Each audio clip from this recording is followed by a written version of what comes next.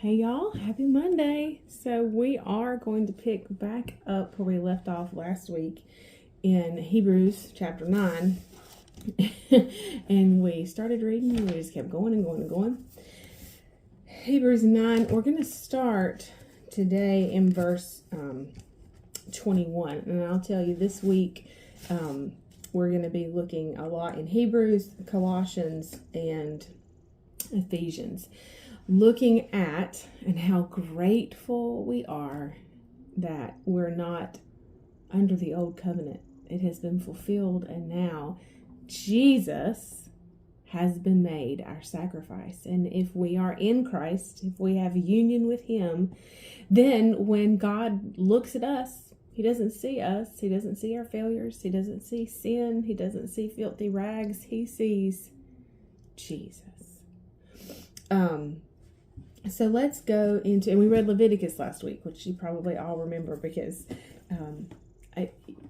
not very many people read from the book of Leviticus, but it sets up the comparison between the old covenant and how people were required to worship, what it took to actually and not even be forgiven, but the sins to be atoned for in the shedding of blood, and Jesus, and how easy it is now for us to come to the Father.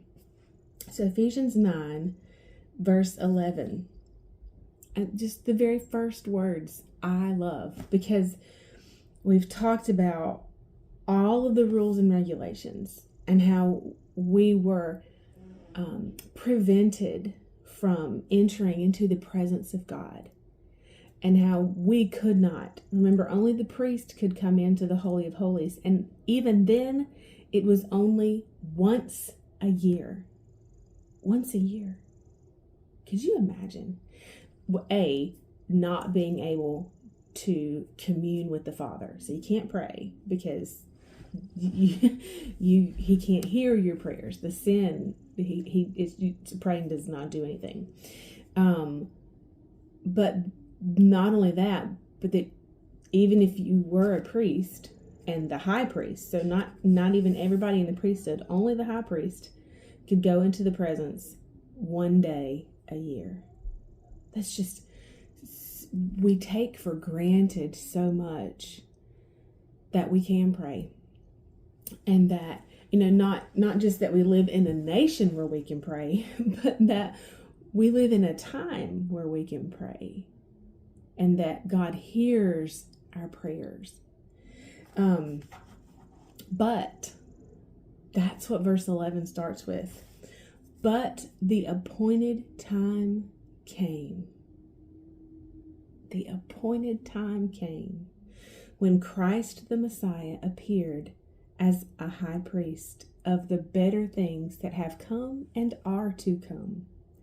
Then through the greater and more perfect tabernacle, not made with human hands, that is, it's not a part of this material creation, He went once and for all into the Holy of Holies of heaven, not by virtue of the blood of goats and calves by which to make reconciliation between God and man, but His own blood, having found and secured a complete redemption, an everlasting release for us. For if the mere sprinkling of unholy and defiled persons with blood of goats and bulls and with the ashes of a burnt heifer is sufficient for the purification of the body, how much more surely shall the blood of Christ, who by virtue of His eternal Spirit has offered Himself as an unblemished sacrifice to God, purify our conscience from dead works and lifeless observances to serve the ever-living God. Christ the Messiah is therefore the negotiator and the mediator of an entirely new agreement, a new covenant, so that those who are called and offered it may receive the fulfillment of the promised everlasting inheritance. since a death has taken place which rescues and delivers and redeems them from the transgressions committed of the old and the first agreement. Once and for all, Jesus entered the Holy of Holies, so that now those who are called, offered, and receive it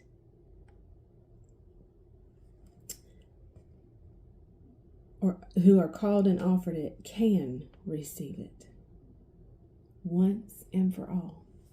And we are going to move from here tomorrow. I'll see you then. Bye, y'all.